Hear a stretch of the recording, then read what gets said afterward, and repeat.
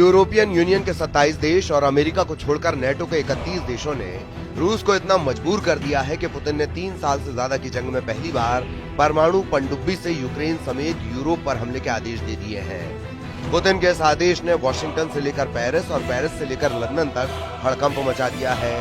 हम आपको रूस यूक्रेन जंग की वो खौफनाक खबर दिखा रहे हैं जहां अब किसी भी वक्त भयंकर परमाणु जंग शुरू हो सकती है।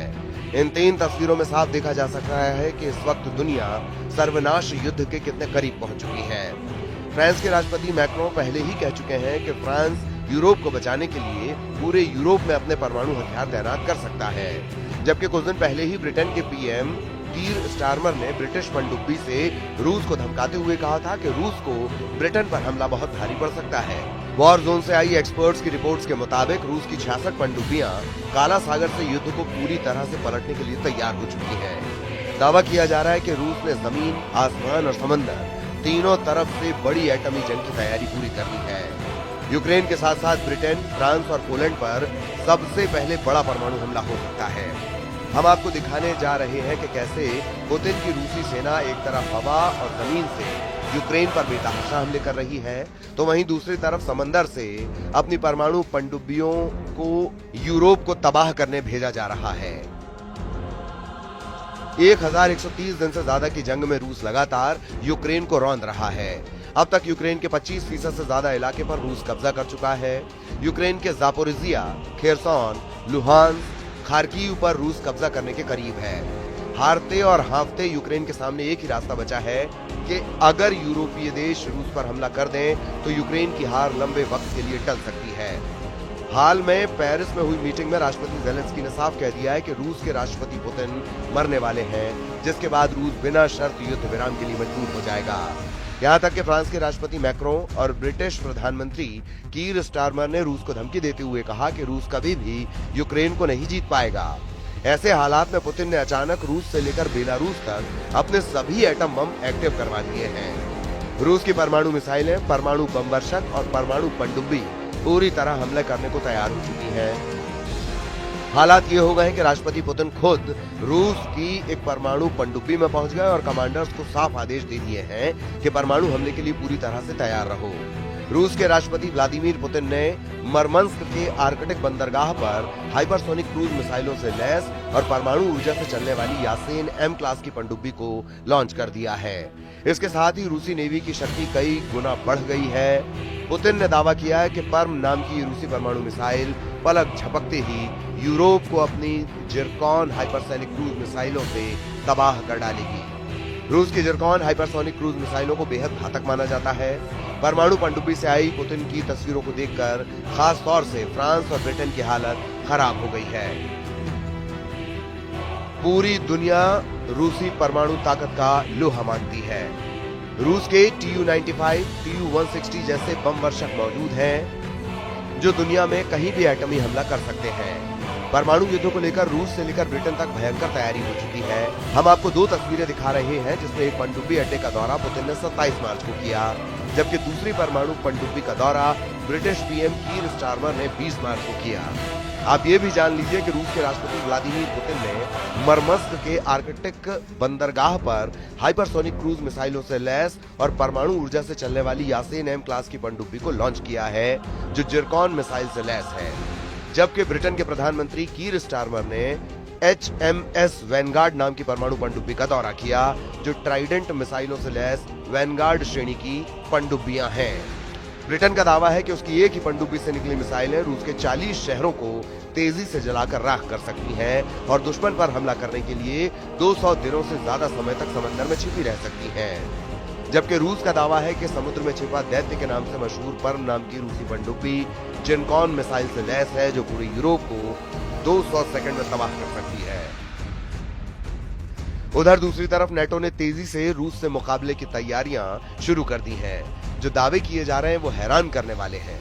रूस के हाथों यूक्रेन की तबाही और बर्बादी देखने के बाद से यूरोपीय और नेटो देशों के सामने सिर्फ एक ही रास्ता बचा है, या तो रूस से सीधी जंग करो या फिर अपनी जान बचाकर भागो।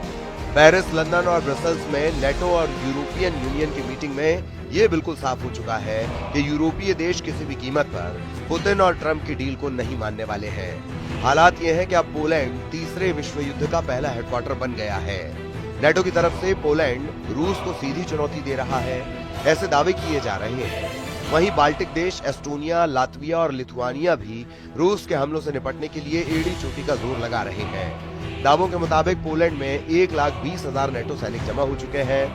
फ्रांस की स्पेशल फोर्स के लगभग 6,000 स्पेशल कमांडो पोलैंड में मौजूद हैं।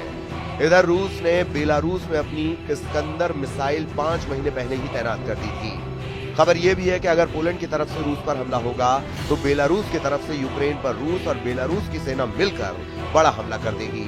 नेटो की इस चाल पर ट्रंप की मुहर नहीं लगी है, ऐसा दावा किया जा रहा है।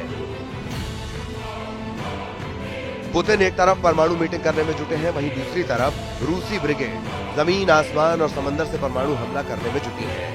रूसी नौसेना के पास फिलहाल एक यासेन क्लास की पनडुब्बी सेवेरोडोविंस्क और 4 एडवांस्ड यासेन एम पनडुब्बियां हैं, जिनके नाम कजान, नोवोसिर्बिस्क, क्रास्नोयार्स्क और आर्कान्जस हैं। वो हमले को तैयार हैं। न्यूक्लियर थ्रेड इनिशिएटिव की रिपोर्ट के मुताबिक अगस्त 2023 तक रूसी सेना के पास करीब 64 पनडुब्बियां थीं, जो दुनिया में सबसे ज्यादा है। लेकिन अब रूस के पास पनडुब्बियों की संख्या बढ़कर 66 हो गई है। परमाणु ऊर्जा से चलने वाली यासीन एम क्लास की ये पनडुब्बी 13,800 टन की है। व्लादिमीर पुतिन ने घोषणा की है कि यासीन एम क्लास की पनडुब्बियां आधुनिक नेविगेशन, कम्युनिकेशन और हाइड्रो एकॉस्टिक सिस्टम से लैस है। ये पनडुब्बी अत्याधिक सोफिस्टिकेटेड हथियार ले जा सकती है और रोबोट टेक्नोलॉजी को इसमें शामिल किया गया है। पनडुब्बी पर जिरकॉन हाइपरसोनिक क्रूज मिसाइलों से लैस है, जो इसे पहली बहुउद्देशीय पनडुब्बी बनाता है। रूसी नौसेना के लिए ये एक बेहतरीन डिजाइन और एडवांस क्षमताओं वाली मल्टी रोल पनडुब्बी है। हालांकि घातक जिरकॉन मिसाइल की रेंज विवादित रही है, क्योंकि मिसाइल डिफेंस एडवोकेसी अलायंस ने पहले कहा था कि इसकी रेंज 500 किलोमीटर फिर 750 किलोमीटर के बीच बताई गई, जबकि रूसी सूत्रों ने दावा किया कि ये 1000 किलोमीटर तक जा सकती है और ध्वनि की गति से 9 गुना अधिक गति से हमला कर सकती है। रूसी वायुसेना, नौसेना और थल सेना तीनों ही यूरोप पर परमाणु हमले की तैयारी में जुटी हुई हैं। रूसी हमलों से यूक्रेन में ऐसी बर्बादी और विनाश हो रहा है जिसने यूक्रेन से लेकर यूरोप तक कोहराम मचा दिया है। यही वजह है कि रूस के खिलाफ पूरा यूरोप एकजुट हो चुका है। हम आपको बताते हैं इस वक्त यूरोप क्यों यूक्रेन से बार बार कह रहा है कि वो रूस के सामने जरा भी ना झुके, क्योंकि राष्ट्रपति ट्रंप को पुतिन की कठपुतली बताया जा रहा है। यूरोप और पश्चिम के 5 ऐसे देश हैं जो इस वक्त रूस के जानी दुश्मन बन चुके हैं। Ukraine, France, Britain, Germany, Poland Putin के रूस को झुकाना चाहते हैं और युद्ध विराम बिना रूस की शर्तों के चाहते हैं। पहला देश है यूक्रेन। यूक्रेन के प्रेसिडेंट वोलोदिमीर ज़ेलेंस्की, जिन्होंने अमेरिका से न्यूक्लियर हथियार मांगकर अपने इरादे जाहिर कर दिए हैं। ज़ेलेंस्की अमेरिका के परमाणु हथियारों से रूस को हराना चाहते हैं। दूसरा देश है फ्रांस। फ्रांस के राष्ट्रपति इमैनुअल मैक्रोन, जो यूरोप में न्यूक्लियर शील्ड बनाने की तैयारी में है ताकि रूस के साथ सीधा मुकाबला किया जा सके। फ्रांस अपनी सेना भी यूक्रेन भेजना चाहता है। तीसरा देश है जर्मनी। जर्मनी के होने वाले चांसलर फ्रेडरिक मर्ज ने तो यूक्रेन को टैंक बटालियन भेजने का ऐलान कर दिया है। यहाँ तक कि जर्मनी अपनी सबसे एडवांस्ड मिसाइलें भी यूक्रेन भेज रहा है। इसके अलावा 5वां किरदार है पोलैंड के प्रेसिडेंट अंद्रेज डूडा, जो पोलैंड में न्यूक्लियर बेस बनाने के लिए अमेरिका से कह रहे हैं ताकि रूस पर सीधा हमला किया जा सके। इन 5 देशों में से किसी के भी इरादे शांति के नहीं दिख रहे, बल्कि ये रूस से टकराने के लिए तैयार हैं। ब्लूप्रिंट बनाया जा रहा है। बस खतरा इस बात का है कि अगर अमेरिका नेटो से अलग हुआ तो वो युद्ध में नहीं उतरेगा। ऐसे में रूस के आक्रामक तेवर के आगे बाकी यूरोपीय देश टिक नहीं पाएंगे। इस बीच इन 5 ने मिलकर पेरिस मीटिंग में फॉर्मूला निकाला है जिससे यूरोप में हथियारों का प्रोडक्शन बढ़ाया जाए। अब ऐसे हालात में अगर पुतिन फ्रांस और ब्रिटेन समेत यूरोप के 5 देशों पर परमाणु हमला कर देते हैं तो ऐसे हालात में यूरोप का विनाश तय है। अब देखना होगा पुतिन का अगला बड़ा कदम क्या होता है।